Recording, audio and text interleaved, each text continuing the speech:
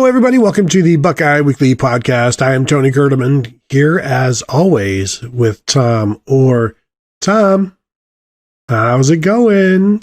Well, Tony, you know that these shows are always so meticulously planned out. I think everyone who has ever listened to one knows it is just all just down to every minute detail. But every once in a while, Tony, we have a breaking news show.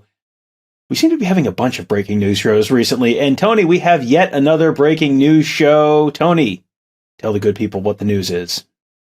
Tom, the good news is that four-star quarterback Air Noland, Prentice Air Noland, has committed to Ohio State out of Langston Hughes High School in Fairburn, Georgia. 2024 quarterback, the number 7 quarterback in the, according to 24/7, number 8, according to the composite, the number 84 player overall, commits to Ohio State. Finally, Ryan Day lands a signal caller for the 2024 class after having one for a while in Dylan Raiola. Dylan Raiola, of course, decommitting a while back. And then, so now what do? Oh, you just go find Air Noland, who is, has all kinds of offers and has all kinds of numbers and looks like he fits in pretty well with what Ohio State likes to do. Yeah, he does. I mean, even without watching his film, you just look at his stats, and he fits very much with most of their recent quarterbacks, where he's not in the old system where it's, the dual threat guy who is really just the runner. He's not the true dual threat guy, but he's also not an absolute statue in the pocket. That's sort of the model that Ryan Day has gone for the last few years, where you look at C.J. Stroud, obviously a tremendously gifted thrower, but also could run when he wanted to, when he needed to.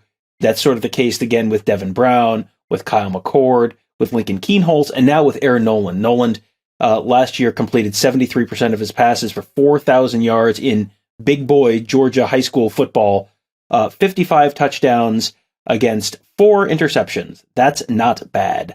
And then running the ball, not a huge runner, 42 carries, averaged 3.7 yards per carry last year, but 5 touchdowns. And that is kind of the exact model of the Ryan Day quarterback, really, where this is not someone who's going to run for 1,500 yards necessarily as a high school quarterback, but can run when he needs to, especially short yardage, especially goal line type situations where having that extra +1 in the run game really makes a difference.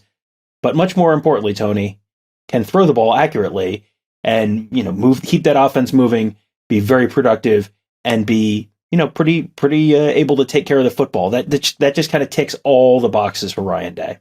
Yeah. So, as I said, he went to Langston Hughes High School. They went 15-0 last year, state champions. The year before, they were 14-1, lost in the state title game, and obviously they're motivated to win a game this past year, which they did. And you mentioned the accuracy, and in 6 of his 15 games, completed over 80% of his passes, and started off rough to the season. 3 interceptions in his first 110 passes, and then 1 in his final 200 passes. So not bad. He had a 2 interception game back in September. Won't hold that against him. That was a 48-3 win. So sue him. Okay. Just, cut him some slack. I was watching they played Gainesville in the state title game, and he was 18 of 21 in that game, but I've only made it through the first quarter. He's already thrown 3 incompletions in the first quarter.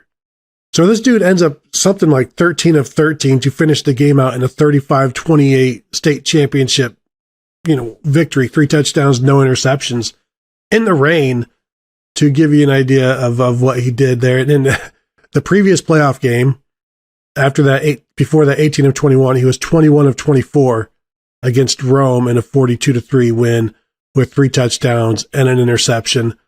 He had a 10 of 11 game, almost Martellian, if you will. He's had a 23 of 28, a 20 of 25, 11 of 14, 13 of 16 to start the season.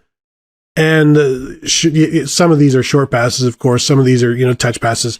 But it's not all dink and dunk. Yeah, that was going to be my next question because I have not gone back and watched individual games. I've seen, highlights, and the highlight reel is generally, the downfield throws because it's the most explosive, the most impressive throws. Watching the whole thing, is it, how much of it is, you always talk about, Michigan quarterbacks, and in previous years, it's a lot of, throws within 5 yards of the line of scrimmage. I'm sure you don't have it all broken down by air yards. See what I did there? Because his nickname's Air. All right. Anyway, how much of his stuff is 10, 15, 20 yards downfield, and how much is, the 3-yard crosser just behind the defensive line that then turns into a 70-yard touchdown? Yeah, no, there's a good amount of downfield stuff. There's a lot of, they spread them out. So there will be some short, quick hitches. I haven't seen much of the, 3 yards behind the line of scrimmage, screens, but that was really the only game that I've watched. And like I said, I've only seen the first half of basically, and there's highlights obviously. Now I will say, towards the end of the season, he was 10 of 11 in one game for 302 yards. So I don't think that's all dink and dunk. If you're averaging 30 yards per completion, 30 yards almost essentially per attempt, there's going to be some downfield stuff. There's clips out there if you go watch his highlights from this past year, throwing downfield to Jelani Thurman, who is an Ohio State freshman tight end this year, also doing well. But yeah, this is not somewhere somebody like you just builds numbers because you throw it 50 times a game and it's all just, after the run after the catch type of stuff. Because that's not what Ohio State's going to go do. They like to throw the ball downfield. And so they're going to go get quarterbacks who can do that. And he can do that. And yeah, when you complete 73% of your passes, I think it's understood that that's not all just downfield. But he certainly has the arm and the aggressiveness to go downfield. And again, Ohio State's not going to go get a quarterback that can't throw the ball downfield. Yeah. And something you mentioned there that I did want to kind of talk about was his, existing friendship with Jelani Thurman, who we went to the same high school.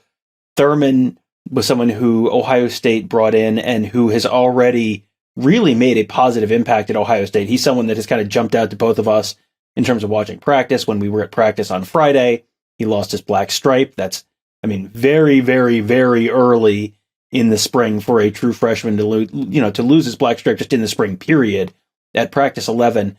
That's sort of just confirmation of what we've sort of seen. But I think that probably, you got to figure that also sort of helps in terms of, when Air Noland is saying, okay, they talk a good game, but what is it like to actually be there? You've got someone who's actually, there walking it out right now. And Jelani Thurman sure as heck seems like he's doing just fine. And I would guess what he's experiencing and the trajectory that he seems to be on is probably fairly closely aligned to what he was told to expect when he came to Ohio State. He's someone who's gotten in the field maybe a little earlier. He was working with the twos a lot when we were watching practice on Friday. Feels like someone who's going to be a contributor, at least in some form, this fall. That can only help. And then, you go and someone there, and you not only have that validation of having someone who who has gone through it and said, yes, okay, this is real. This is not like a Potemkin village. There's actually, it's not just like the storefront of the Woody Hayes Athletic Center. There's actually is a whole football facility there with a real football team and everything. So, that helps, but also just knowing someone who's there, that's a little bit of a hike from home. And that sometimes you hear about guys getting homesick and all that kind of stuff. One of those little things, we always talk about recruiting being about comfort and relationships. Well, you're going to be more comfortable if you go in knowing, hey, this guy who I have known long-term who, is walking out a very similar path to mine in terms of being a highly recruited player out of this high school and going to that school, and he's having really good experience. Okay, that gives me a little bit more comfort to know, hey, this is really legit. I'm not going to get there and get surprised. Like, we hear about the de-recruiting all the time, and like you get told you're great in recruiting all the time, and then you get there and they have to de-recruit you. That might not be something that happens as much now with the days of the transfer portal and NIL as it maybe used to, but Jelani Thurman has gone through what would have been the de-recruiting portion of the process and is still seemingly doing just fine and thriving at Ohio State. So you would assume that would only help in terms of recruiting his former high school teammate, Air Noland. Well, and, for tight ends, as I forget, it was every Ohio State tight end since 1996 that has been on scholarship and has not been lost their career to injury or move position has cashed checks in the NFL. And so for a tight end, Ohio State is a good place to go. And also for a quarterback, if you want to throw to tight ends, where better to go than tight end university, Ohio State? Now, I know this is the year of the tight end. That we don't know if next year will be the year of the tight end when Air Noland arrives at Ohio State. Now, perhaps in 2024, 2025, 2026, when Air Noland is starting, maybe that will also be the year of the tight end. I'm not sure exactly what our calendar, how quickly that comes around, especially when it's been 2 years in a row. I don't know if it skips a year or if it's just a calendar of tight ends. I'm not sure. This is like the Chinese zodiac, but it's the Buckeye Weekly zodiac, and every year is the year of the tight end, and it's just a slightly different picture of a tight end every year as you go around the circle. And then this particular year of the tight end will also be the same year of the tight end as it is in 2038. So go ahead and write that down. You're going to need to know this. This is all going to be on the test later on. But yeah, this is a program where you're coming in and you're looking at some of the guys you are going to be working with, and not just the tight ends. You're going to be working with wide receivers, and this is a pretty good, you can put the tight end university label on it, and you can do that with whatever level of, looking askance as that you want to. This Ohio State really is wide receiver university by pretty much any metric at this point, in terms of production, in terms of awards, in terms of NFL draft picks. That's all. I mean, it's all there. And so you're going to get a chance. You're not going to get a chance to work with Marvin Harrison if you're Aaron Noland, because Marvin Harrison is going to be off to the NFL. But even if you start in your second year, guess what? Carnell Tate's still going to be there. And they're going to, Jeremiah Smith and Mylan Graham, those are all guys who are in your recruiting class who are going to be there in potentially 2024, 2025, when you're potentially the starter at Ohio State.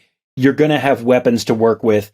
You're going to have, unless something significant changes, you're going to be working in a Ryan Day / Brian Hartline offense, which has been mighty productive over the last few years. And Ryan Day's starting quarterbacks keep getting picked in the first round of the NFL draft. That is something that's probably going to be pretty appealing to a quarterback recruit like Air Noland as well. And 5-star receiver Brandon Innes also will be joining the fold this summer. As I tweeted out a few days ago, after the commitment of Mylan Graham, over the last 2 cycles, Ohio State has signed or received commitments from 25% of the top 10 receivers in the nation, which seems like a lot. A ridiculous way to phrase something, and but it is true. And so, if you're a quarterback, where else would you want to go? And of course, this also includes a commitment from James Peoples, one of the top running backs in the nation. The Buckeyes have 4 offensive linemen committed, so they've got some. Guess what? It's another pretty good offensive class, and it's only going to get bigger and better. And Air Noland, this is a guy who has been, I believe, will be a 4-year starter. Threw for 1,300 yards as a true freshman. As a sophomore, as I said, made it to the state title game, 14-1. Threw for 34 touchdowns, 7 interceptions, 2,581 yards. Like, this is a guy who has been in charge for a long time, and I think speaks quarterback pretty well. And it's another example of this is as early as Ohio State has landed a quarterback that they should sign. It's like Lincoln Keenholz and Devin Brown. These are late guys in the process, and now to have Air Noland, you assume, will be their quarterback in this class, locked up again. Good for Ohio State. Yeah, and Kyle McCord was around this time. I think he committed maybe a few days or maybe a week after the spring game in 2021. I think he was a little after the spring game, but right around this time. But yeah, this is Ohio State is sort of speed running the quarterback recruiting process this year, because they had the decommitment, they had the the sort of cast the new net and see where you end up, who you end up looking at, and they were for all the for the fact that this is earlier than they typically have gotten someone after having a decommit. This is also not something they necessarily rushed into, because they were recruiting Air Noland for a while, and they went down, I think they've seen him throw quite a bit. They waited until he came to Ohio State the 2 weeks before the spring game, like about a week ago. He was there for that student appreciation practice that we were at. And it's one of those things where they're not going to rush into this, because this is the position that you have to get right. You can't bring in a quarterback who either can't play or is a bad cultural fit. Like, you've got to be sure with your quarterback, because a quarterback is someone who is going to be an important part of the recruiting process now moving forward, to bring in, hey, bring in another wide receiver, bring in, can you bring in an offensive lineman from Georgia? Can you bring in a whatever? Do you have other guys, guys who play on defense? You need a defense too. So, that quarterback tends to be a leader in that recruiting class. Getting him in at this point can only help in terms of continuing to build that class, and having someone who is the good cultural fit with Ohio State, and who, interests are aligned and all that kind of stuff.